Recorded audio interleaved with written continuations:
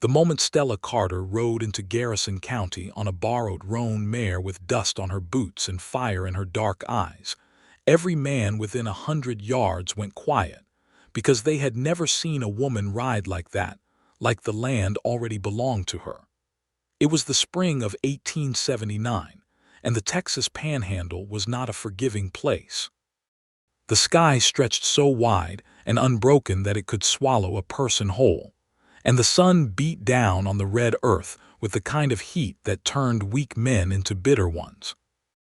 Garrison County had been carved out of that relentless landscape through sheer stubbornness and more than a little bloodshed, and the man who had done most of the carving was Graham Garrison himself. He was 31 years old and built like a man who had never once been offered an easy road. Broad shoulders, calloused hands, jaw set hard as the limestone bluffs that edged his northern pasture. He had copper-brown hair that curled slightly when it was damp with sweat, and eyes the color of sage after rain, a gray-green that shifted depending on his mood. Most people in the county said he did not smile often, but when he did, it rearranged everything about his face, and you suddenly understood why women in town talked about him the way they did. Graham Garrison owned the Garrison Ranch, which sprawled across 14,000 acres of prime grazing land. He had inherited a modest piece of it from his father, and through 10 years of grinding work and careful negotiation, he had grown it into one of the most productive cattle operations in that corner of Texas. He employed 32 men, ran 6,000 head of longhorn, and had a reputation for fairness that was rarer in that country than water in August. He was standing near the fence of the south paddock, watching his foreman Ike Prout work a young horse through its paces, when the stranger rode in. He heard the horse before he saw the rider. The roan's hooves hit the packed earth of the main road at a steady, deliberate pace, not the frantic gallop of someone fleeing trouble, but the measured stride of someone who had thought carefully about where they were going and had decided to go there anyway. Graham turned, shielding his eyes against the mid-morning sun. She was maybe 5'5", dressed in a dark riding skirt and a cream-colored blouse that had seen better days. Her hair was the color of dark honey, pinned loosely at her neck with strands escaping at her temples. She sat the roan with a natural ease that Graham noticed immediately, because he had grown up around horses and knew that kind of posture was not learned in a month or a year. She had been riding since she could walk. She pulled the mare to stop at the gate and looked down at him with brown eyes that were steady and direct, and Graham felt something shift in his chest that he was not prepared for. "I am looking for the Garrison Ranch," she said. Her voice was clear and even, with the faint trace of something that was not quite Texas, maybe eastern Oklahoma, maybe farther west. "You found it," Graham said. "I am Graham Garrison." She held his gaze for a moment that stretched just a second longer than was customary. Then she reached into the leather saddlebag at her hip and withdrew a folded document, creased with use and browned at the edges. She leaned down and held it out to him. "My name is Stella Carter," she said, "and I believe some of this land is mine." Graham did not take the document immediately. He looked at her hand as she extended it, and that was when he saw it, a brand mark on the inside of her right wrist, small but unmistakable, the curved letters C and R intertwined, burned into her skin with something like ownership. It was not a fresh scar. It had healed long ago, pale and smooth against her darker complexion, like a story that had been written before she had any say in it.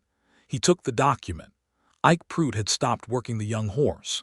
He stood at the far end of the paddock with his arms folded, watching. Two of the hands near the water trough had turned to look as well. Graham was aware of the attention, but he kept his focus on the paper in his hands. He unfolded it carefully. It was a land deed, written in the formal legal language of the state of Texas, dated October of 1872. The parcel described was the eastern section of what was now his north pasture, a stretch of 2,000 acres along Copper Creek.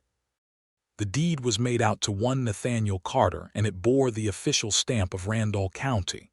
At the bottom, in a different hand, there was an addendum, a transfer of ownership from Nathaniel Carter to Stella Carter, dated March of 1878 and signed by a notary in Amarillo. Graham read it twice. Then he looked up at Stella Carter. "Where did you come from?" he asked. "Fort Worth most recently," she said. "Before that, Palo Duro Canyon. Before that, I would rather not say." He refolded the document with the careful deliberateness of a man who was thinking hard. "Come inside," he said. "Ike," he called over his shoulder, "take her horse to the stable, please." Stella swung down from the saddle in one smooth motion. Graham noticed that she winced slightly when her right arm came down, just barely, not enough that most people would catch it. He caught it. She followed him up the porch steps of the main house, a long ranch structure built from limestone and cedar with a wide covered porch that ran the full length of the front. Inside, it was cool and shadowed.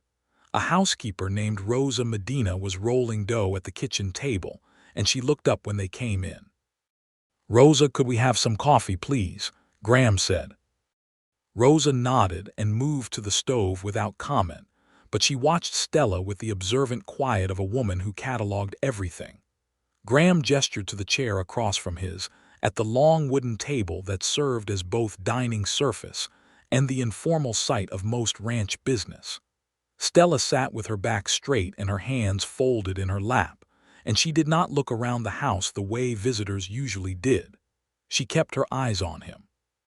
"Your father was Nathaniel Carter," Graham said, spreading the deed flat on the table between them. "Yes," Stella said. "He homesteaded that section in '72. He built a cabin near the creek. He ran cattle on it for 3 years before he died." "When did he die?" 1875, fever. She said it without drama. "I was 16. My mother had passed the year before. There was no other family close enough to matter."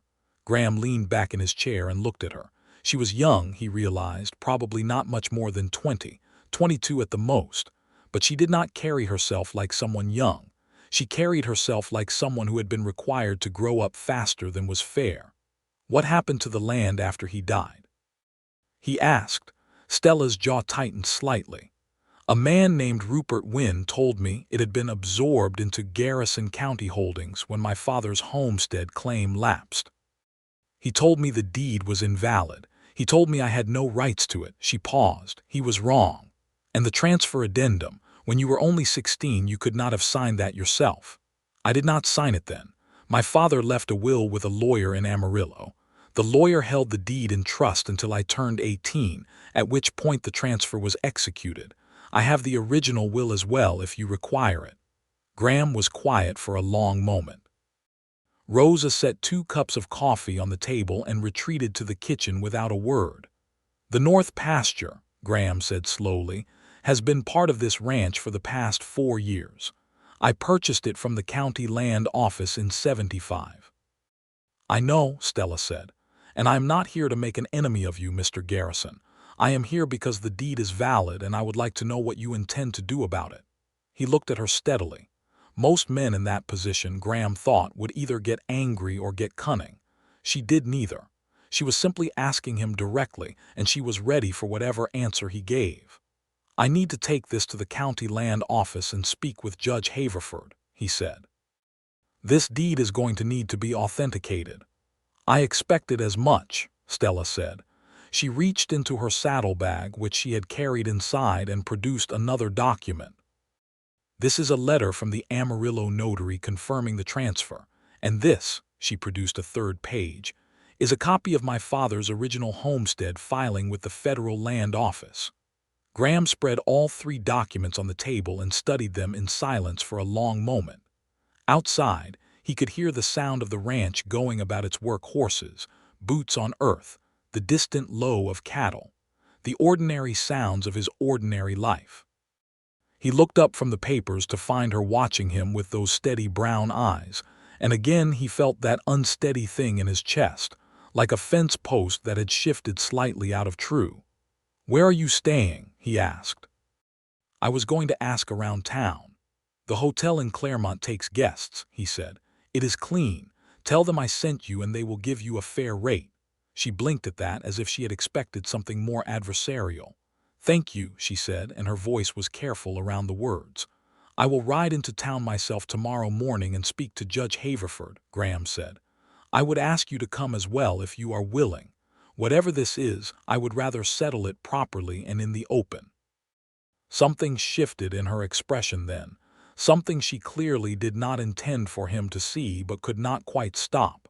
It was not relief exactly. It was more like the careful release of a tension she had been carrying for a long time. "I am willing," she said. He stood and extended his hand. She shook it, and he felt the raised edge of the brand on her wrist against his palm, just barely. He did not look down at it. He did not want to make her feel observed in that particular way. "I will have one of my men ride ahead and let the hotel know," he said. She gathered her documents and tucked them back into the saddlebag with careful precision. At the door she paused. "Mr. Garrison," she said without turning, "I have been told you are a fair man. I hope that is true." "I suppose you will find out," he said. She walked out into the bright morning, and Graham stood at his window and watched her ride away on the roan, her posture unchanged, her back straight as a plumb line against the enormous blue sky. "Who in the world is that?" Ike Prout said from behind him. "Trouble," Graham said quietly. Then he reconsidered. "Or possibly the most interesting person I have met in 5 years." Ike, who had known Graham since they were boys, said nothing and wisely left the room. The town of Claremont, Texas, in 1879 was not large. It had a main street that ran east to west, with a general store, a hardware supply, a post office, a church, a smithy, a saloon called the Red Dust, and the Claremont Hotel, which was a 2-story frame building with white paint that was always slightly peeling from the wind. It had a barber and a doctor who served in the same building on alternating days, and a land office that also served as the county courthouse on days when Judge Haverford was in session.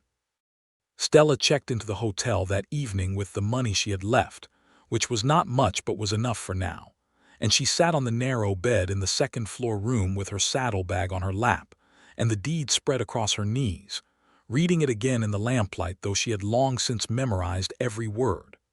The brand on her wrist caught the light when she moved, and she looked at it the way she always did eventually, when she thought about what it meant and where it had come from. His name had been Cade Revel, and she had been 17 years old when he had found her alone on her dead father's land with no money and no family, and no idea what to do next. He had told her he would protect her. He had told her she could work on his ranch and save enough to get back on her feet. He had told her a great many things, and she had believed them because she had been 17 and frightened and without options. The brand had been his way of making a claim, not a legal one, nothing so formal. Just his brand, the CR of the Revel spread, burned onto the inside of her wrist with a running iron, while 3 of his men held her still, because Cade Revel's idea of protection meant ownership, and he had wanted everyone who saw her to know she was his. She had been with him for 8 months before she found the copy of her father's will in a letter from the Amarillo lawyer that had been forwarded twice before it reached her. She had read it twice, tucked it into her dress, said nothing, and ridden away in the middle of the night with the roan she had earned through her work, and the clothes on her back, and the knowledge that somewhere in the Texas Panhandle there was 2,000 acres of creek-fed grazing land that was legally hers. She had spent a year in Fort Worth, working as a seamstress, saving every cent, learning what she needed to know from the city lawyers who would sometimes give 10 minutes of free advice to a young woman who was persistent enough. She had gathered her documents, gotten the notary's letter, and then she had pointed the roan west and ridden into Garrison County like she owned the place. Because she did, or at least she owned part of it. The question was what Graham Garrison was going to do about it. She had expected a fight. She had braced for dismissal, or worse, for a man who would take one look at the brand on her wrist and assume he understood everything there was to know about her. She had rehearsed cold, controlled arguments for every possible version of that conversation. She had not rehearsed for a man who looked at the deed before he looked at the brand, and who said, "Come inside and sit down and have coffee." She thought about his eyes. That gray-green color that had watched her steadily across the table, reading her the way he had read those documents, carefully and without jumping to conclusions. She thought about the way he had not flinched from the brand, had not asked about it, had simply extended his hand at the end of their conversation as if she were any other person standing in his house with a legal matter to discuss. She put the deed away, turned down the lamp, and lay in the dark listening to the wind pick up outside the thin walls of the hotel, and she told herself that finding Graham Garrison fair was not the same as finding him interesting, and she had no business finding him anything at all when her father's land was still in dispute. She believed that for almost 4 full minutes before she fell asleep. The next morning arrived with the kind of pale gold light that made the Panhandle look like a painting of itself, and Stella was up and dressed before the hotel stirred. She came downstairs to find the front door of the hotel already open, and Graham Garrison standing on the porch with his hat in his hand and his horse tied to the post, talking quietly with the hotel owner, a heavy-set man named Franklin Webb. Graham looked up when the door opened and he straightened slightly, and something quick and unguarded crossed his face before he had time to compose it back to professional neutrality.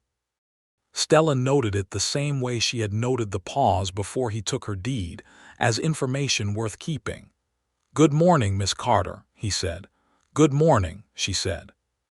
Franklin Webb looked between them with the transparent curiosity of a man who had been running the only hotel in a small town for 15 years and had developed an almost supernatural awareness of tension between people. "I'll leave you to it," Franklin said cheerfully and went back inside.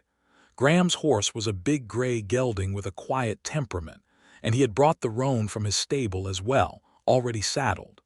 "I took the liberty," he said, gesturing to the roan. "Thank you," Stella said, and she swung up easily. They rode toward the county land office side by side, and the morning was cool enough still that their breath showed faint in the air. A few townspeople on the main street paused to watch them pass, because Graham Garrison riding side by side with an unknown woman was the kind of thing that would be discussed by everyone in Claremont before noon. "How long have you owned this ranch?" Stella asked. 10 years in terms of running it myself," he said. "My father started it before I was born. He homesteaded the original section in '58. I grew up on it." "So it is your life," she said. He glanced at her. "Yes," he said. "Though I do not say that as an argument against your claim. I say it so you understand what it means when I tell you I will handle this honestly, even if it is uncomfortable." She absorbed that. "That is a generous thing to say." "It is a practical thing to say," he replied. "I have built this ranch on fair dealing. I am not going to start cheating homesteaders' daughters when I am in my 30s.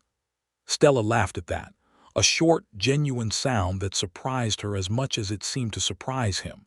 He glanced at her with something that might have been the beginning of a smile, and then they arrived at the land office and tied their horses and went inside. Judge Elias Haverford was a wiry man of 60 with white hair, and the permanent squint of someone who had been reading small print in bad light for 4 decades. He kept an immaculate office full of deed boxes and land survey maps tacked to every wall, and he had the reputation of being both incorruptible and borderline humorless. He sat across from them at his desk and read through all 4 of Stella's documents without comment, taking his time in a way that made it clear he was actually reading them and not performing the act of reading. Stella sat with her hands in her lap and Graham sat beside her, and once when the judge turned a page and paused, Graham's hand moved slightly on the armrest of his chair, toward her and then back again, an unconscious half-movement that Stella did not look at directly. Haverford set the papers down. He looked at Stella, he looked at Graham, he looked at the papers again. "Miss Carter," he said, "your father's original homestead claim was filed properly with the Federal Land Office in October of '72. That is confirmed by this 3rd document. The claim covered the eastern portion of what is now the Garrison North pasture, specifically the 2,000-acre section along Copper Creek." "Yes," Stella said. "Your father passed in '75. Haverford continued. At that time, the land was declared abandoned by county assessment and subsequently sold to Mr. Garrison's operation through the county land office, which was within county procedure at the time. He paused. However, both Stella and Graham went still. The homestead laws under which your father filed provide for inheritance, Haverford said. The deed your father executed and left in trust with the Amarillo notary constitutes a valid transfer of title, regardless of the county's subsequent sale, because the original homestead patent was a federal filing, not merely a county one.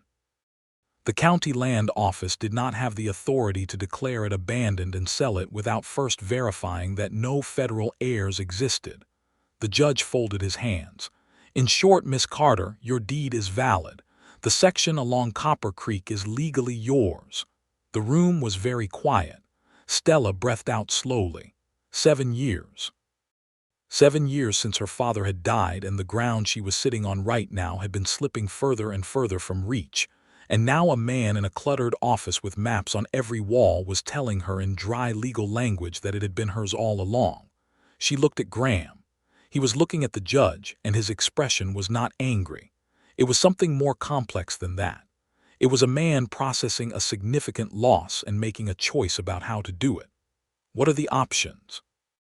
Graham asked Haverford very calmly. Mr. Garrison could contest the ruling and take it to the state land court in Austin, Haverford said.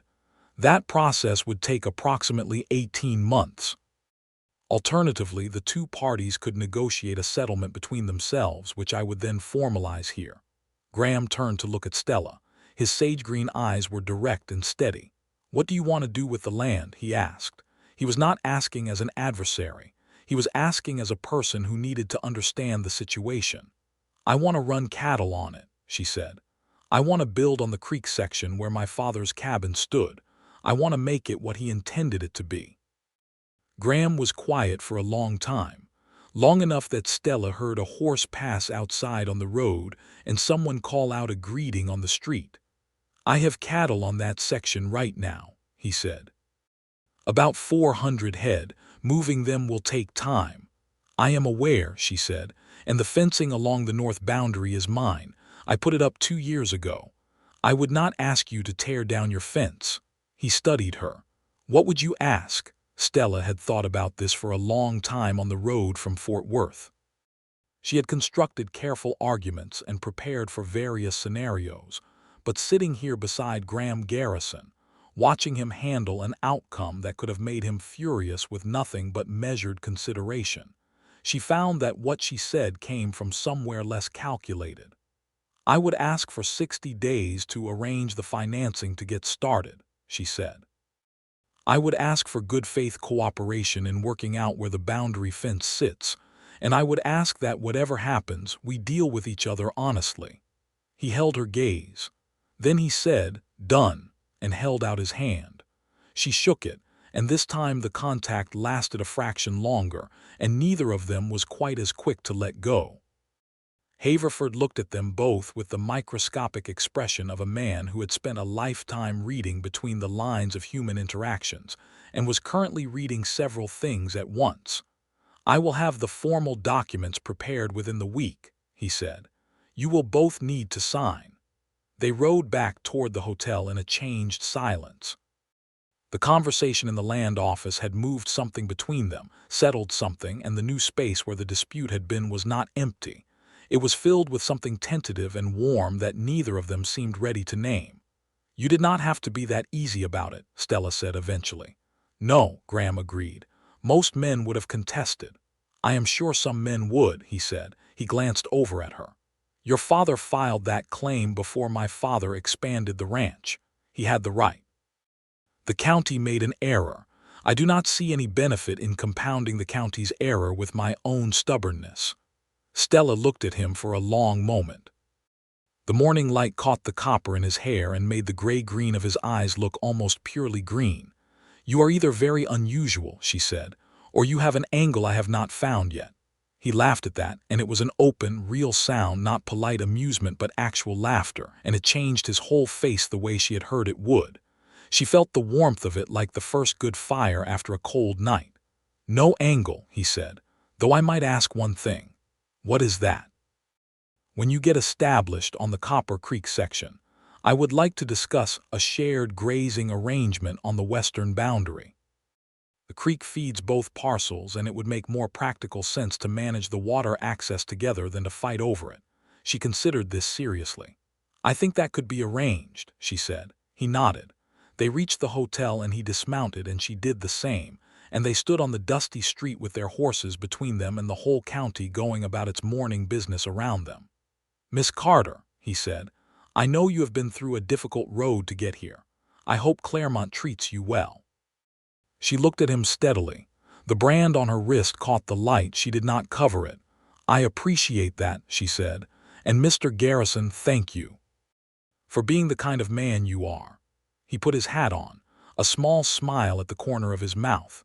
"Get some rest," he said. "You have a lot of work ahead of you." He rode away, and Stella stood on the street watching until the gray gelding turned out of sight, and then she went inside with something new and unfamiliar settled in her chest, something that felt a great deal like hope. The news that Stella Carter had ridden into Garrison County, with a deed that cut 2,000 acres off the north end of the Garrison Ranch, moved through Claremont with the speed of a prairie fire. By the following morning, the general store was buzzing with it, and by the afternoon, 3 separate men had made it their business to visit Graham at the ranch and offer their opinions on the matter whether he had asked for them or not. The first was Rupert Wynn. Stella had mentioned that name in the land office, and Graham had filed it away without comment. He knew Wynn, everyone in the county did. He ran a mid-sized operation about 12 miles west, a cattle spread that was not failing exactly, but was never more than a bad season away from it. He was a man in his mid-40s with a florid face and the particular brand of bluster that tended to conceal a fundamental uncertainty about himself. Wynn rode into the Garrison yard that afternoon with 2 of his hands trailing behind him, and he dismounted without waiting to be asked in, and came up the porch steps with his hat pushed back, and his expression already arranged into something Graham recognized as deliberately casual. "Heard you had a visitor yesterday," Wynn said. "I have visitors fairly regularly," Graham said from the porch chair where he was reviewing the quarterly cattle count. He did not look up immediately. "This one brought a deed," Wynn said. Graham set down the papers and looked at him. "She did. And you just let her walk out of here with that land."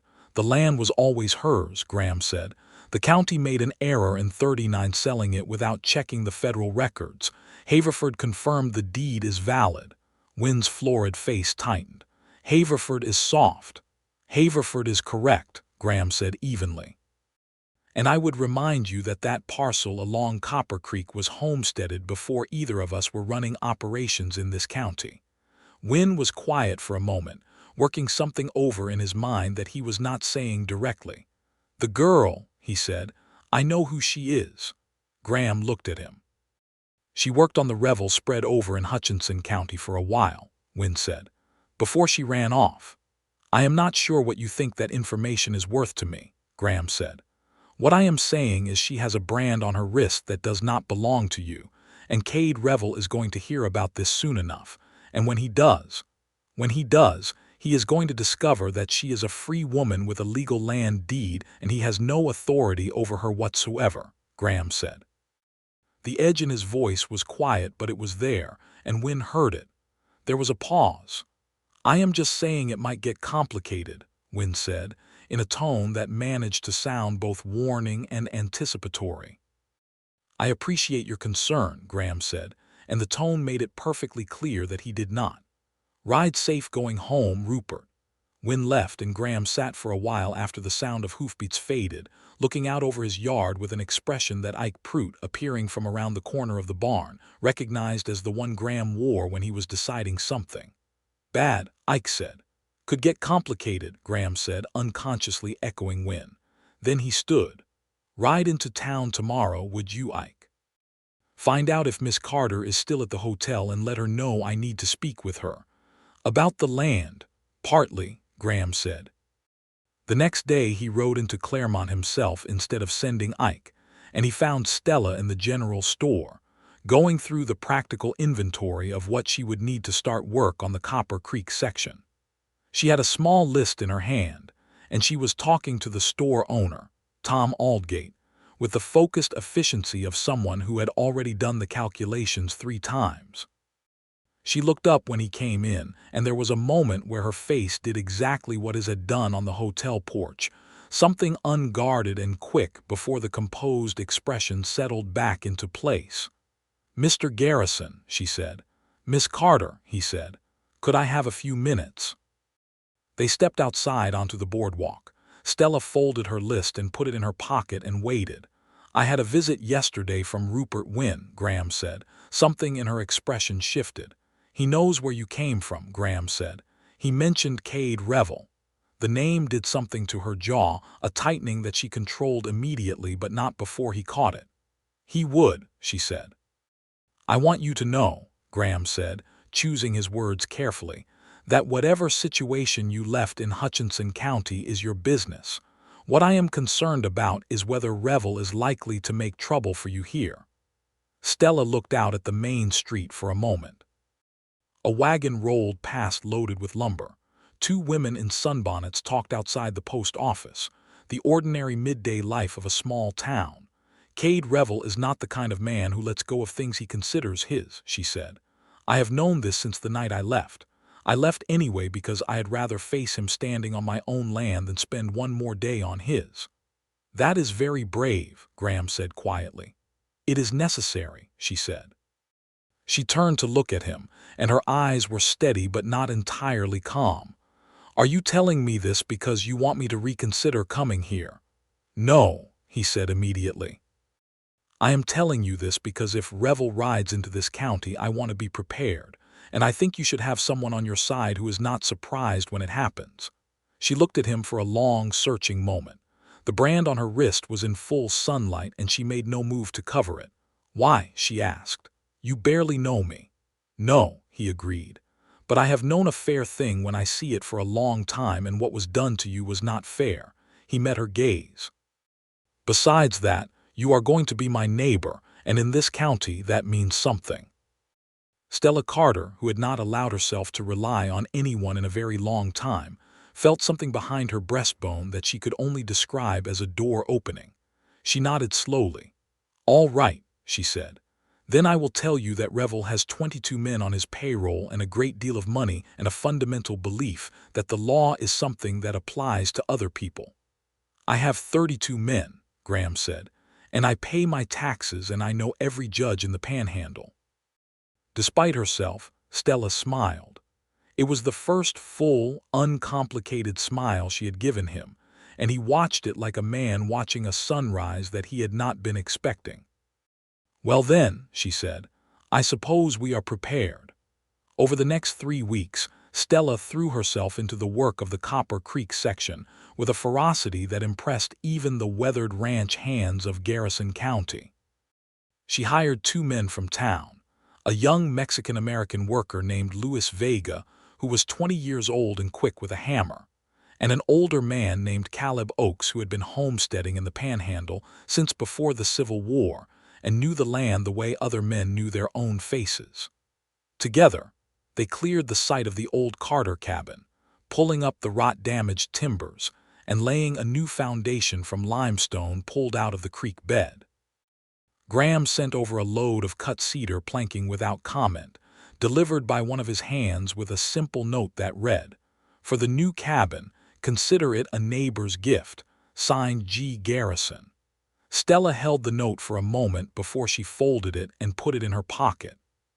She worked from before dawn until after dark most days, driving fence posts, running wire, marking the boundaries of her pasture section with the careful precision of someone who had thought about this land for years and intended to use every foot of it well. She brought in 20 head of cattle to start, modest, but they were hers, bought with every dollar she had saved in Fort Worth, and she watched them settle onto the Copper Creek grass with a feeling that she did not have words adequate for. Graham found reasons to ride near the Copper Creek section with some regularity. Not intrusively. He was a man with too much natural restraint for that, but often enough that Stella came to recognize the sound of the gray gelding's hoofbeats at a distance, and she found that, when she heard them, she stopped whatever she was doing and straightened up and waited. He always brought something. A piece of useful information about the water table, or a recommendation for which part of the creek ford was safe for cattle in high water. Once he brought a copy of the county survey map showing the boundary markers, carefully marked in his own handwriting. Once he brought coffee in a tin canteen because he said he had made too much at the main house, and it seemed wasteful to pour it out. Stella accepted all of it with the careful graciousness of someone who was not yet sure of the terms, and he offered all of it with the deliberate ease of someone who was entirely sure of what he was doing, but was in no hurry to say so directly. One evening, 3 weeks into her work on the section, he rode over just as the sun was going down and found her sitting on the newly completed porch of the new cabin, a real structure now, solid and clean-smelling of fresh cedar, with a proper roof and a door that hung true. She was eating a cold supper from a tin plate, looking out at the creek where the orange light was turning the water into hammered copper. He tied his horse and came up to the porch rail and leaned on it and looked at the view. "You built it fast," he said. "Lewis and Caleb are good workers," she said, "and I am not a bad one myself." "No," he agreed, "you are not." A pause stretched between them, comfortable in a way that surprised them both. "Stay for a few minutes," she asked. The words came out before she had quite decided on them, and she heard her own slight uncertainty in them. He came up onto the porch and sat in the other chair that she had set out, though she had not told herself she put it there for him. "The land looks good," he said. "The grass along the creek has had 3 years of rest since I moved the last herd section. It will fatten cattle well this summer." "I know," she said. "I used to watch my father check the grass like this when I was small. He would pull a handful and smell it and say he could tell the season by how the grass smelled." "Can you?" She pulled a handful of the long creek grass from beside the porch step and held it out to him. He took it, and their fingers touched briefly, just the warmth of contact, and then he smelled the grass with the seriousness of a man who was actually trying. "Summer," he said, "and something under it that is almost sweet. Rain coming." "I think so," she said. "Maybe 2 days." They sat in the fading light, and the creek moved through its stones below them with its constant, quiet voice, and somewhere in the distance, a night bird called once and was answered. "Can I ask you something?" Graham said. "You can ask," she said. "The brand," he said. He said it simply, without preamble, and she understood that he had been waiting for the right moment to say it and had decided this was it. "I have not asked because it seemed like something you would tell me when you were ready, but I want you to know that I see it and it does not change what I think of you." Stella was quiet for a moment. The last light was fading and the first stars were showing up in the sky above the creek. "His name was Cade Revel," she said. "I was 17. I had nothing and no one, and he told me he would take care of me." She looked at her wrist. "He had a particular way of expressing ownership." Graham's jaw tightened, a controlled and private anger. "I left," she said. "That is the important part. I found out I had this land and I left and I built a life in Fort Worth and I taught myself everything I needed to know and I came here." She looked at the brand. "It does not hurt anymore. The skin healed a long time ago." "Does the rest of it hurt?" he asked. She considered the question with the seriousness it deserved. "Less than it used to," she said. "Less than it did when I rode into your yard." He looked at her then, really looked at her, with a directness that was not invasive but was complete, the way you look at something you are allowing yourself to value. "I am glad you came here," he said. She met his gaze. "So am I," she said. The rain came the next morning, exactly as predicted, and it was the good kind of Texas rain that soaked the ground deep and left the air smelling of sage and wet earth, and Stella stood on her porch and watched it come down on her land with her hands on the railing, and something so close to joy that she could not quite find a reason to call it anything else. The complication that Graham had warned her about arrived on a Thursday morning in the last week of May, which was 6 weeks after Stella had first ridden into the Garrison yard. She was working the fence line on the western boundary of her section when she saw the riders coming from the north, 5 of them, moving at an unhurried pace that had calculation in it. She straightened and shaded her eyes, and she knew before the distance closed who was at the front of that group. Cade Revel was 43 years old, lean and sun-battered, with a narrow face that had been handsome once and had curdled into something that was still striking but no longer pleasant. He wore an expensive hat and rode a blood bay horse that he kept on too tight a rein, and he had 4 men behind him who were the kind of men whose presence was a statement. Stella did not run. She put down the fencing tool she was holding and stood where she was and waited. Revel pulled his horse to a stop about 20 feet from her. He looked around at the new fence, the new cabin visible in the distance, the cattle grazing on the creek grass.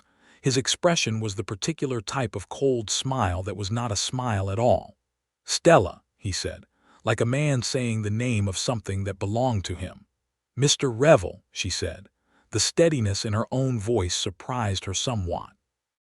"You have been busy," he said, looking at the fence line. "I have," she said. "This is not your land, sweetheart." "It is," she said. "I have a valid deed authenticated by the county judge." "I suggest you speak to Judge Haverford before you say anything else." Revel leaned on his saddle horn and looked at her with something that might have been admiration if it were not entirely predatory. "You think a piece of paper changes anything?" "In the state of Texas in the year 1879, yes," she said. "I do." He glanced at the brand on her wrist, and his mouth did something that made her stomach tight. "You are still wearing my mark," he said. "I do not have a choice about that," she said levelly. "The choice I have is about where I stand and who I stand with, and I am standing on my land and I am asking you to leave it." Revel did not leave.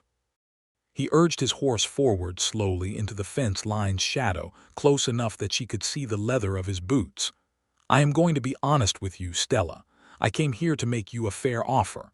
Come back to the Revel spread, help manage the household, and I will set aside this land business."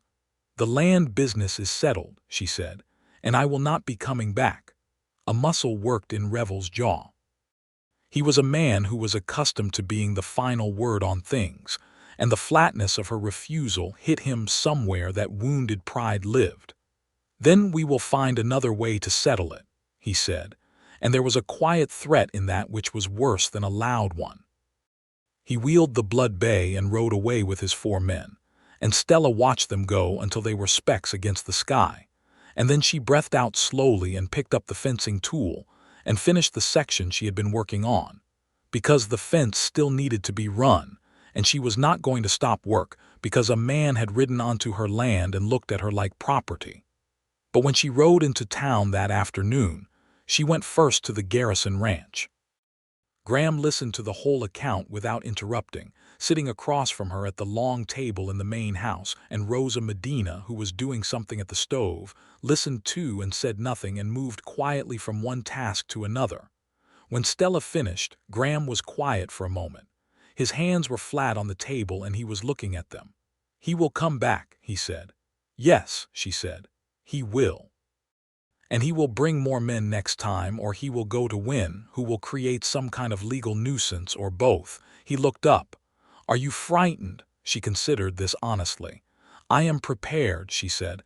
"Which is different." He nodded. "What do you need?" "I need people in this county to understand that my claim here is legitimate and that I am not going to be pushed out," she said.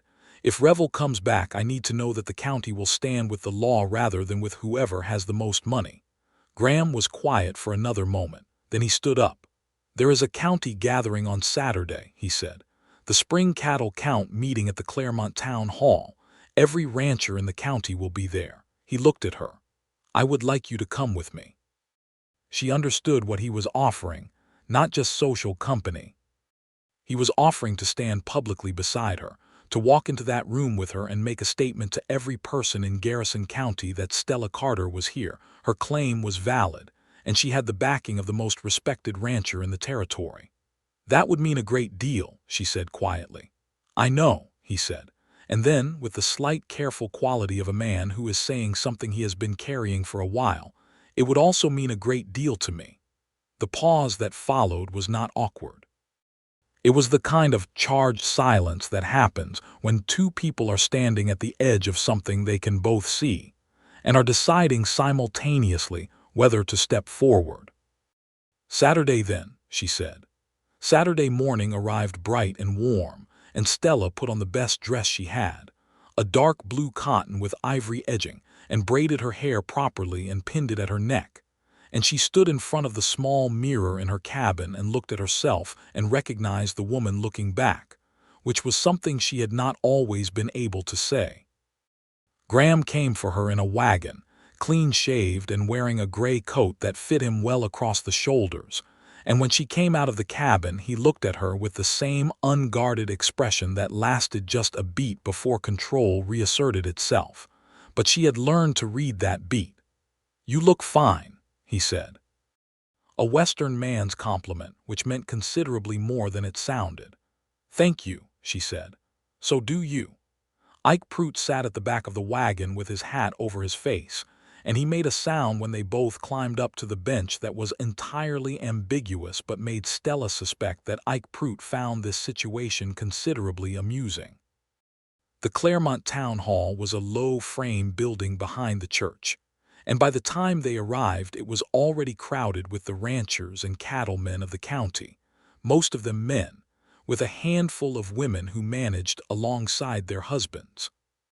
Graham helped Stella down from the wagon with one hand steady at her elbow, and they walked in together, and the room did exactly what she had expected a room to do. It went quiet. Not completely. The murmur of conversation continued at the edges, but the center of the room, where the important men stood, quieted enough to matter, and 30 pairs of eyes tracked their entrance with the unabashed directness of a community that felt entitled to scrutinize everything that happened within its borders. Rupert Wynne was there, near the back, and his expression when he saw them went through several states in quick succession. Graham nodded to him across the room with perfect equanimity. Judge Haverford was there near the front, and he nodded to Stella with a respect that was dry but genuine. A woman named Margaret Alcott, wife of the neighboring ranch's owner, crossed the room to them and took Stella's hand with a warmth that was not forced. "So you are Stella Carter," Margaret said. "I have heard a great deal about you. I am glad you are here." "Thank you," Stella said. "Nathaniel Carter's girl," Margaret continued. "I knew your father. He was a good man. He would be proud." Stella had not expected that, and the unexpected quality of it meant she could not entirely control her expression, and something crossed her face that was close to tears, though she would not allow them to actually come. Graham, standing beside her, shifted slightly so that his arm was almost but not quite touching hers, a careful small proximity that said "I am here" without saying anything at all. The meeting proceeded through its formal agenda: cattle counts, water rights on the shared creek systems, the proposal for a new road through the western section. Graham spoke twice, briefly and precisely, and every person in the room paid full attention when he did, because that was the kind of weight his word carried here.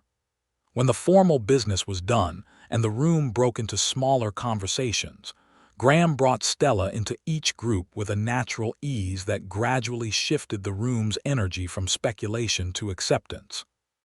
She was introduced as his neighbor and the holder of the Copper Creek section, and Graham spoke about the shared water arrangement they were developing with the matter-of-fact approval of someone describing good business sense. Wynne did not approach them. He watched from across the room for a while with an expression that contained both resentment and a calculating reassessment of the situation, and then he left early, and Graham tracked his departure without being obvious about it. Afterward, on the wagon ride home in the golden evening light, Stella sat beside Graham on the bench, and the warmth of the day had settled into a comfortable dusk, and the horses moved at their easy pace, and neither of them was in a hurry. "You handled that perfectly," Graham said. "You made it easier," she said. "Margaret Alcott is the most influential woman in this county," he said. "She liked you. She knew my father. She also saw who you are, he said. The two things are not unrelated. Stella looked at the road ahead, at the way the last light was turning the dust to gold. Graham, she said. She used his first name without quite noticing she had done it for the first time. He noticed. She felt him notice, though he did not comment. I want to thank you, she said. Not just for today, for all of it. Since the day I rode in, she paused. I have not had many people in my corner. I am not accustomed to it. You should be, he said quietly. You deserve people in your corner. She looked at him. He was looking at the road, but his profile was warm in the last of the evening light, the line of his jaw, the slight forward lean of a man who was always thinking about something practical and useful. You are a good man, Graham Garrison, she said. He looked at her then fully, and the gray-green of his eyes in the evening light was something she thought she could look at for a long time without getting tired of it. You are a remarkable woman, Stella Carter, he said. The simplicity of it was more affecting than anything elaborate could have been. They sat close enough together on the bench that their shoulders were touching, and neither of them moved apart, and the horses walked them home through the beautiful darkening Texas evening. The next escalation came 10 days later. Graham was at the county land office reviewing the new boundary survey when the clerk, a young man named Harlan, came in with an expression that contained news. Mr. Garrison, Harlan said, there's a petition been filed this morning, against the Carter deed. Graham looked up slowly. Filed by whom? Harlan looked uncomfortable. Mr. Rupert Wynne, sir, on behalf of himself and a Mr. Cade Revel of Hutchinson County. He set the document on the counter. They are claiming the Amarillo notary who executed the transfer was not duly licensed at the time, which would void the document. Graham read the petition carefully. It was a thin argument, the kind assembled by someone who was not expecting to win on the merits, but was hoping to create enough procedural confusion to cause delay and expense, which was often enough to break someone who was working on limited resources. He folded the petition and handed it back to Harlan. When is the hearing? 3 weeks, Harlan said. Graham rode to Stella's section directly. He found her at the creek, using a long pole to clear debris from the section where the water ran shallow, her sleeves rolled up and her hair coming loose from its pins and the afternoon sun full on her face. She looked up when she heard the gray gelding, and she read his expression before he said anything. What has happened? She said. He told her about the petition. She listened without interrupting, the pole in her hands, her feet still in the shallow creek water. When he finished, she was quiet for a moment. Then she said, the Amarillo notary. His name is Mr. Samuel Pierce. He has been practicing for 20 years and his license has never lapsed. I know because I checked specifically before I used him. Do you have documentation of his licensing? I can get it, she said. I can write to him today and have a letter back within a week. I know a lawyer in Amarillo, Graham said, a man named Forsyth who is very good.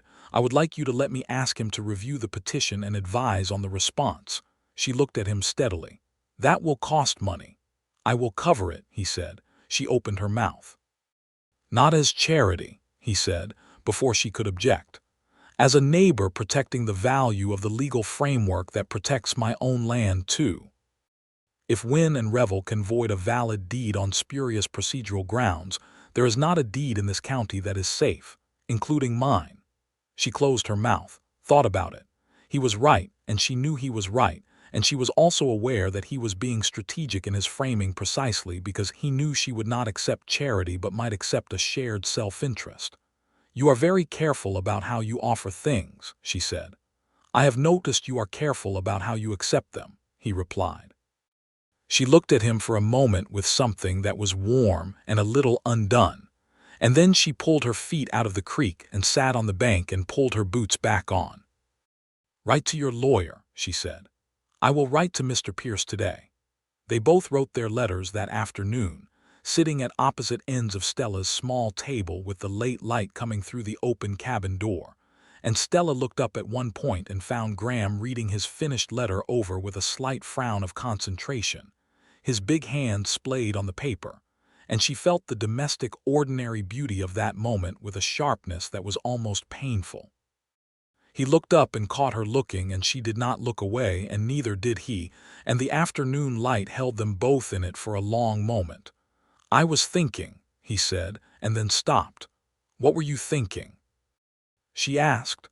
"I was thinking," he said again, more carefully, "that I have eaten supper alone every night for 6 years, and I have not minded it particularly until recently." He held her gaze.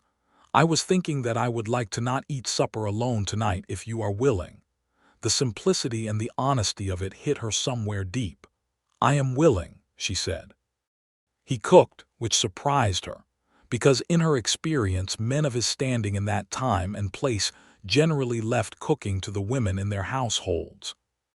But Graham Garrison moved around the ranch kitchen with the comfortable ease of a man who had been doing for himself for a long time, and he made a beef and potato stew that was straightforward and good, and they sat across from each other at the main house table with Rosa having long since gone home, and the lamp between them, and they talked. They talked for 4 hours. About his father and what he had built and what it had cost. About her father and the cabin and the smell of Copper Creek in summer. About Fort Worth and the seamstress work and the lawyers she had peppered with questions. About the cattle business and the politics of the county and the proposed railroad route that everyone was arguing about. About books, because she had brought several from Fort Worth and he had a full shelf of them in the corner, and they had read some of the same ones. About small things, the way two people talk when they are learning each other, when every detail of the other person is interesting and nothing is too ordinary to say. At some point after the 3rd cup of coffee, she realized they had moved without quite deciding to, from opposite ends of the table to the same side, close enough that she could feel the warmth of him, and neither of them was pretending not to notice. "Stella," he said, quietly. "Yes," she said. "I should probably say something that I have been circling around for several weeks," he said. "You should probably say it directly," she said. "I prefer direct." The corner of his mouth moved. "I know you do," he looked at her. "I have great admiration for you, more than admiration. I find myself considerably more interested in your welfare and your company than can be explained by neighborly concern." "That is very carefully phrased," she said. "I am trying not to be forward," he said. "You have been the least forward man I have ever met," she said, "which is partly why I trust you." He held her gaze. "Can I ask you something honest?" "Yes." "Do you trust me, beyond the land business, beyond the petition, as a person?" She thought about this with the seriousness it deserved. She thought about every moment since she had ridden into his yard, every choice he had made, everything he had offered and how he had offered it. She thought about the way he had looked at her brand without judgment, the way he had stood beside her in that town hall meeting and let his presence speak. "Yes," she said, "I do." He reached across the space between them and very carefully took her right hand, the one with the brand, and held it in both of his with a tenderness that was also absolute steadiness. "Then I want you to know," he said, "that what was done to you does not define what you are to me. What you are to me is the most remarkable person I have encountered in a very long time, and I am hoping, when things are more settled, when all of this legal business is behind you and you are well established on your land, that you might consider allowing me to court you properly." Stella looked at him, at his big, careful hands around hers, at his earnest, composed, deeply genuine face in the lamplight. "I would like that," she said. Her voice was quiet but certain. He held her hand a moment longer, then released it gently. "Good," he said. And the smile that rearranged his whole face appeared. She walked back to her cabin in the dark with a lantern and the stars overhead so thick they almost hurt to look at, and she felt the brand on her wrist, and for the first time in years it did not feel like what it had always felt like. It felt like a scar from a past that was over, and the future was something else entirely. The hearing before Judge Haverford on the Wynn Revel petition took place on a Tuesday morning in June, and the town hall was more crowded than Stella had expected. Word had gotten out, as word always did in small counties, and the people who had heard about the Carter deed and its challenge had come to see what would happen. Graham's lawyer from Amarillo, a compact man named Forsyth with a quick mind and a precise manner of speaking, had reviewed all the documents, and had written a detailed response to the petition that disposed of the licensing argument with almost contemptuous ease. He had obtained a certified record from the Texas Secretary of State confirming Samuel Pierce's continuous licensing as a notary from 1861 to the present. He had obtained a certified copy of the original federal homestead filing. He had prepared a chronology of the ownership history that made the county's 1875 error abundantly clear. Stella sat at the respondent's table with Forsyth, and Graham sat in the gallery directly behind her, which was a choice he had made without discussion that she was aware of the moment he sat down, his solid presence at her back. Cade Revel sat on the petitioner's side with Wynne, and a lawyer he had brought from Hutchinson County, a man named Stacy who was more polished than competent. Revel looked across the room at Stella once, and the look was a statement of something that had not changed, that fundamental certainty of ownership that she had been fighting since she was 17 years old. She met his gaze and held it without expression until he looked away first. The hearing took 2.5 hours.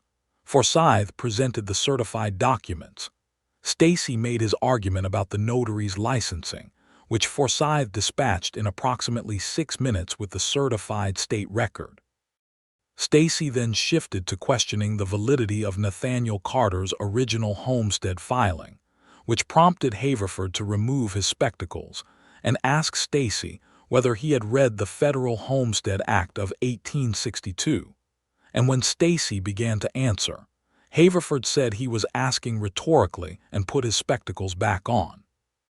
Margaret Alcott had come and sat in the third row, and 3 other county landholders had come as well, and Haverford was aware of the room in the way judges are when a decision has community significance beyond its legal content. At the end of the 2.5 hours, Haverford set down his papers and looked over the room. "The petition to void the Carter deed is denied," he said. "The notary's credentials are beyond question. The federal homestead filing is valid and properly transferred. Stella M. Carter is the lawful owner of the Copper Creek section as described in the deed filed with this office." He paused and looked at Wynne and Revel. "Furthermore, I want to make clear to all parties present that any further legal challenges to this deed that are not supported by substantively new evidence will be treated as harassment of a county landowner and dealt with accordingly. Is that understood?" Wynne looked at the table. Stacy arranged his papers. Cade Revel looked across the room at Stella, and what was in his face was ugly in a way that had nothing to do with logic or law, just the pure resentment of a man being told that something he considered his was not his after all. Haverford struck his gavel once. "This hearing is concluded." The room exhaled.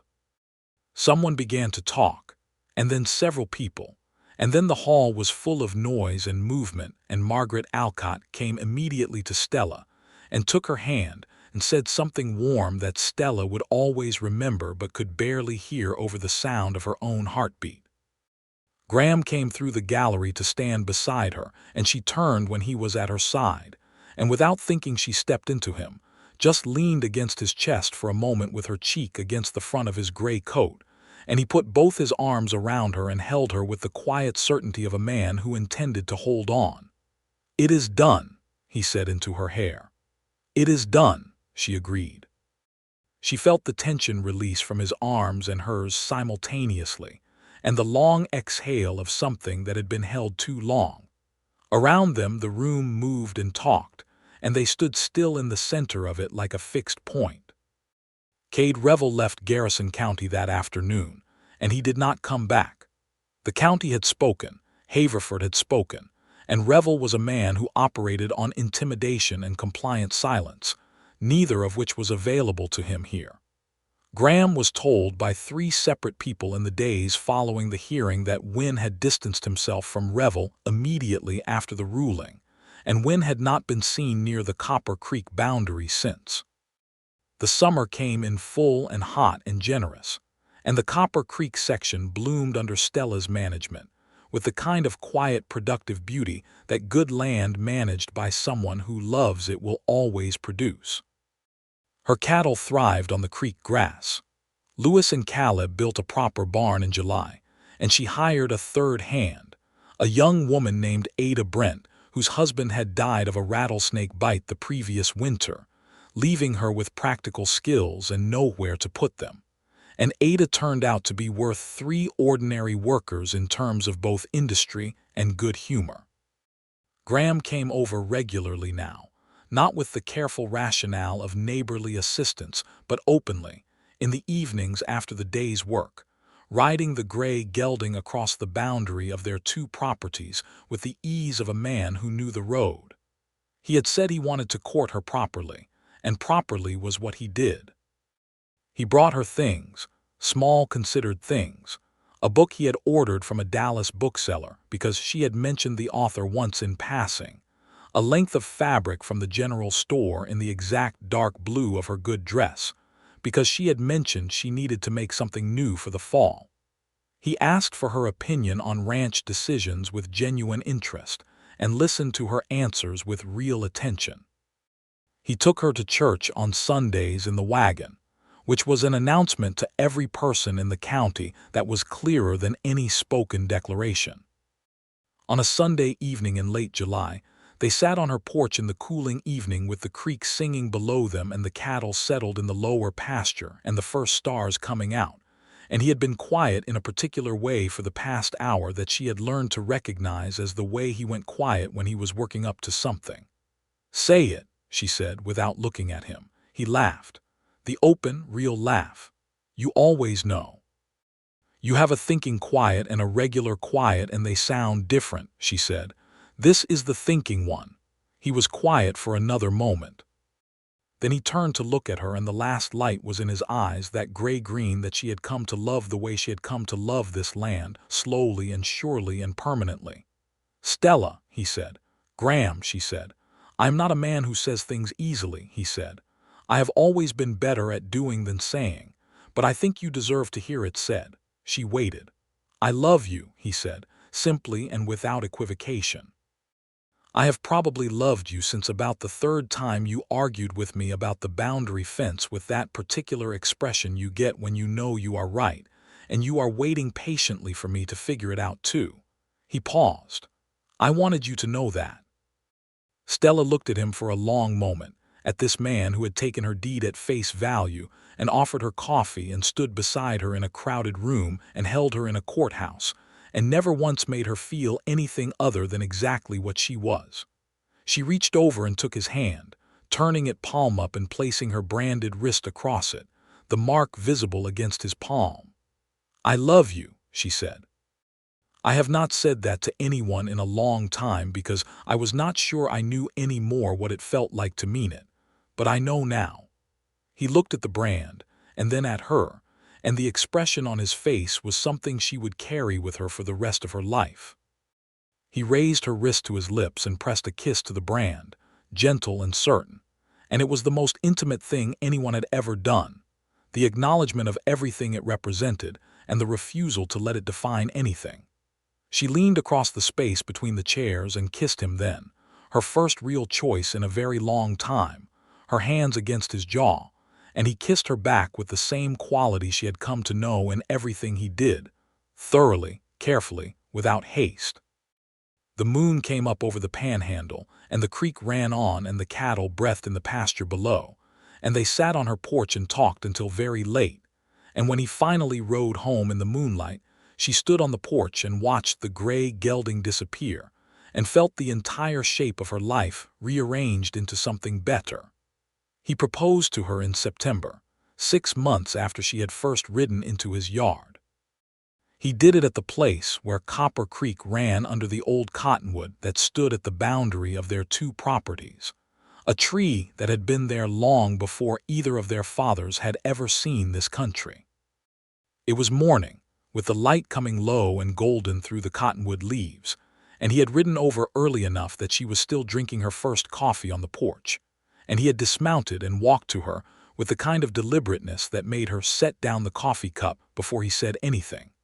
He went down on one knee in the red Texas earth beside the creek and looked up at her, and in his hand was a ring, a plain gold band set with a small garnet the color of the Panhandle sunset. "Stella Carter," he said, "I would like very much to be your husband and your partner and the person who stands beside you on this land for the rest of our lives. Will you marry me?" The cottonwood leaves moved in the morning breeze. The creek ran over its stones. Somewhere behind her, from inside the cabin, she heard Ada Brent make a sound that suggested she had been watching from the window, which would explain why Ada had made very specific noises about needing to organize the kitchen that morning, and had been suspiciously quiet for the past 10 minutes. Stella looked at Graham Garrison kneeling in the red earth, a man who had chosen fairness over self-interest from the very first moment, and had never once given her a reason to doubt him since. And she thought about her father's land and her mother's early death and everything that had been taken from her and everything she had built back up. And she thought about this man. And she said yes so clearly and so warmly that Ada, in the kitchen, audibly cheered. Graham rose and put the ring on her finger, and she looked at it on her hand beside the brand on her wrist, the mark of what had been done to her, and the mark of what she chose now, and she thought her father would have liked Graham Garrison very much. They were married on the first Saturday in November, in the Claremont church, with the whole county present. Margaret Alcott and her husband sat in the second row. Ike Prout stood at Graham's side with the expression of a man trying very hard to compose himself. Louis and Caleb sat near the back with Ada, who cried from the moment Stella walked down the aisle and did not apologize for it. Judge Haverford sat near the front with the microscopic expression of a man who was satisfied by the outcome of things. Stella wore a dress she and Ada had made together from ivory cotton, with a dark blue ribbon at the waist, simple and real, and she walked down that aisle with her head up and her shoulders back, and the garnet ring already on her finger. She had carried herself through too much to walk into the best moment of her life with anything less than her full presence. Graham watched her walk toward him, and his expression was not the composed professional neutrality she had first encountered 6 months ago. It was open and full and entirely given over to the moment, and everyone in that church saw it, and several more people than Ada found themselves affected. The ceremony was straightforward and honest and real. When the minister asked about vows, Graham went off the standard text slightly, which was unlike him, and said, "I promise to stand beside you on your land and mine, and on whatever ground comes after, and I promise to be the kind of man you deserve, every day of our lives." Stella, who never cried in public if she could help it, said, "I promise to love you as fully as you have earned, and you have earned a great deal." There was a reception in the town hall afterward with fiddle music and dancing, and enough food for twice the number of people who came, because the county women had all brought something, and that was how things were done in small towns in 1879. Graham danced with Stella twice and then again, once more because the fiddle player kept playing the same waltz, and Ike Prout danced with Ada Brent with a particular attentiveness that neither Graham nor Stella commented on but both noticed. Rupert Wynne did not come to the wedding. No one much noticed his absence. They had been married 8 months when Stella told Graham she was expecting their first child, and she told him the way she did most important things, directly and without preamble, at the table after supper with the lamp between them. He went very still for a moment. Then a light came into his face that she had not seen before, something that made the smile that rearranged everything look understated by comparison, a joy so uncomplicated and full that it was almost hard to look at directly. He reached across the table and took both her hands. "Are you well?" he asked first. "I am very well," she said. "Rosa said I am clearly healthy and have nothing to worry about." "Rosa knows." "Rosa figured it out 2 weeks ago and has been waiting for me to catch up," Stella said. He laughed, and the lamplight shook with it, and then he was around the table and she was standing, and he had both arms around her and his face in her hair, and she felt his heartbeat against her chest, steady and sure. "A child," he said. "A child," she confirmed. "Our child," he said, "on this land." She pulled back enough to look at his face. "Our land," she corrected gently. He smiled. "Our land," he agreed. Their son was born in March of 1881, at the beginning of the spring that came in golden and warm and full of promise. They named him Nathaniel Graham Garrison, for his grandfather and his father, and Rosa Medina delivered him competently and cheerfully, and sent a ranch hand to Claremont to ring the church bell, which was the county's traditional announcement of a birth. Ike Pruitt held young Nathaniel with the careful awe of a man who has never been entrusted with something so small and important, and the baby looked up at him with dark eyes that were unmistakably his mother's, and Ike said he was the finest-looking child born in the county in living memory, which was possibly an exaggeration, but felt entirely true. Stella sat up in the bed with Nathaniel in her arms and Graham beside her, his hand over hers, and she looked at her son's small, sleeping face, and then at the window where the spring light was coming through, falling on the whitewashed wall of the room in a wide, warm beam. The brand on her wrist was there as it always was, but when she looked at it now, she saw only what it had started, the journey that had led her here, to this room, this man, this child, this land. She had ridden into this county with everything against her and a deed no one expected, and she had stayed and fought and loved and built, and she was still here. Graham followed her gaze to the window and then back to her, and there was something in his eyes that she had no interest in trying to name because naming it would make it smaller than it was. "Thank you," he said. "For what?" she asked. "For riding into my yard," he said. She looked at him for a moment. "You made it worth riding into," she said. Outside the window, the Copper Creek section and the Garrison Ranch spread across the Panhandle under the March sky, all of it theirs now in the fullest sense of the word, the old homestead land and the newer land, the creek and the cottonwood and the boundary that was no longer a boundary at all. In the pasture below the house, the cattle grazed on the spring grass, and the wind moved over the red earth in long, slow waves, and the sky was so wide and so blue that it seemed to go on forever.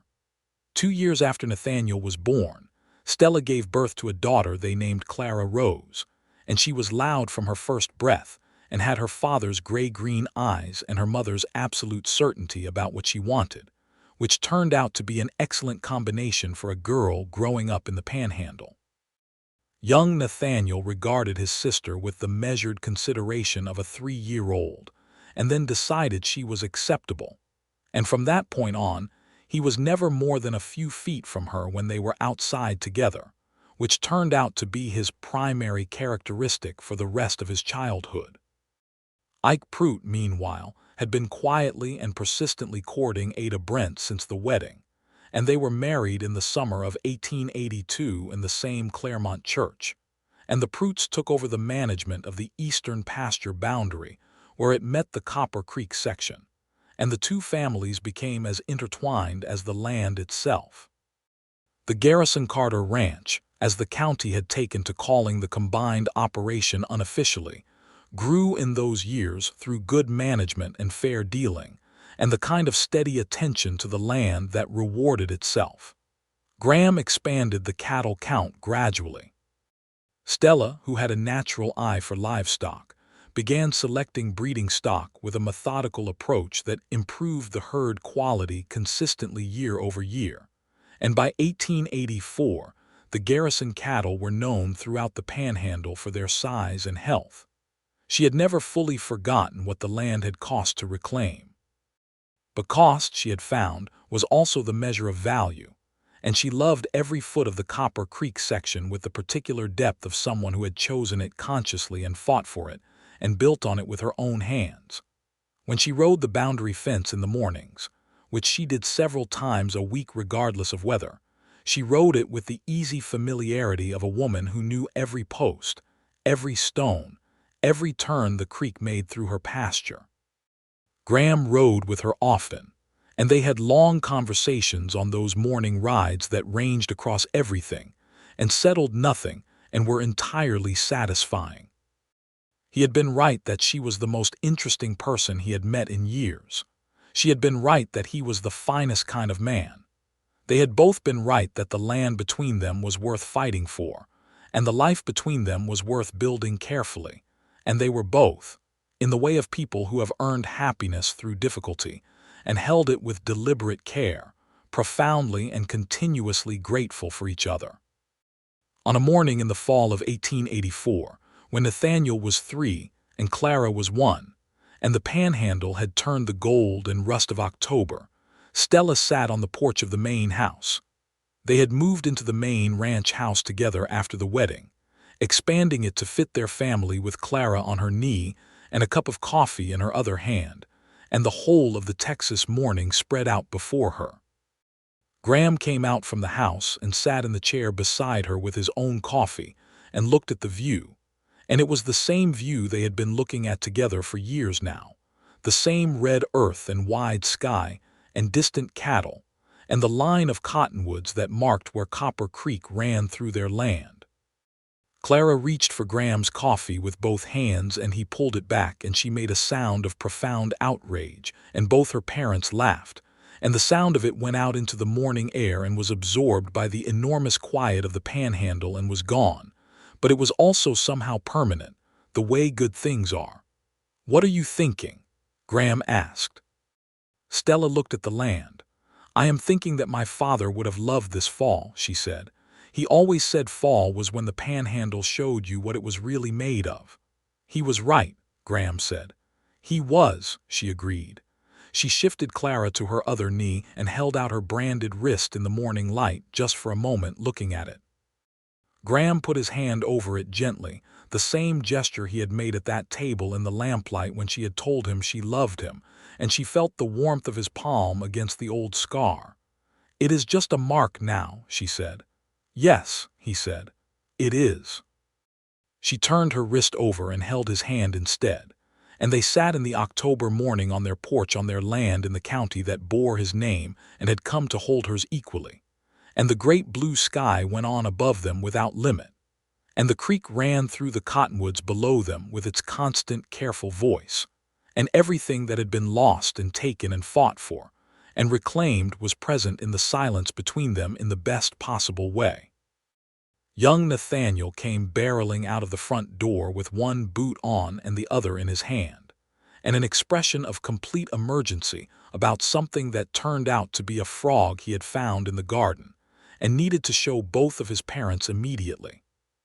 Graham caught him by the collar before he ran off the porch and held him still long enough to examine the frog with the appropriate gravity, and Nathaniel explained its qualities at considerable length, while Clara watched with enormous eyes and reached for the frog with both hands. Stella watched this over the rim of her coffee cup and felt the full weight of her happiness, which was not a light thing but a rich and substantial one, built from real material over real years, and she thought that this was what her father had always wanted when he had filed that homestead claim on the creek land in 1872.